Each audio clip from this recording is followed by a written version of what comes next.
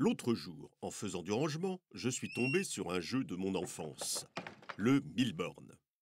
En ouvrant la boîte, me sont revenues les longues heures passées avec mes frères et sœurs, les parties endiablées, mais aussi un étrange souvenir, une drôle d'ambiance où les coups bas et la fourberie avaient la part belle.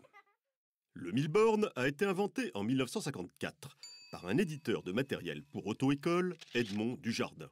Et il s'inspire d'un jeu de cartes américain, Turing, créé en 1906. Le mille-bornes a été vendu dans le monde entier, mais c'est en France qu'on y joue le plus. Le nom mille-bornes fait référence aux bornes kilométriques qui jalonnent le système routier français. Le terme borne est un synonyme familier de kilomètre, et les 1000 bornes du titre correspondent à la longueur de la route nationale 7, la légendaire route des vacances qui relie Paris à Menton et mesure 996 km. Le principe du jeu est simple. Chaque joueur dispose de cartes représentant des distances qu'il doit poser pour accumuler les 1000 km synonymes de victoire.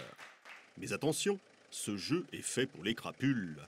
En effet, il ne s'agit pas seulement d'avancer le plus vite possible, mais aussi de compliquer le parcours de ses adversaires, en leur balançant des cartes hostiles, des crevaisons, des pannes d'essence, des feux rouges et des accidents.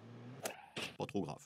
Pour se sortir de ces mauvais pas, il faut récupérer des cartes appelées parades, des feux verts, des réparations et des roues de secours.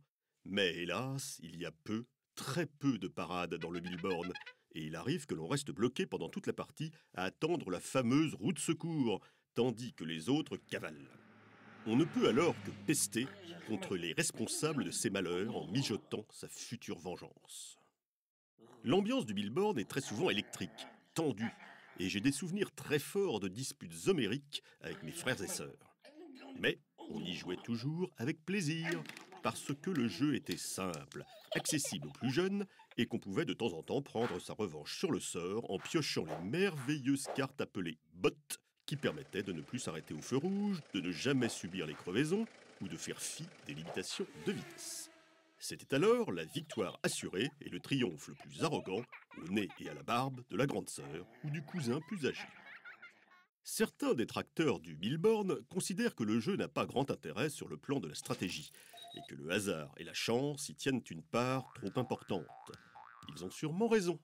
Mais alors, comment expliquer le succès fabuleux du mille-bornes ? Probablement parce que c'est le jeu le plus sadique qui existe. Celui qui donne le droit à chacun de se laisser aller à ses pires penchants. Serait-ce là la raison pour laquelle le mille-bornes se vend beaucoup mieux en France qu'en Allemagne ?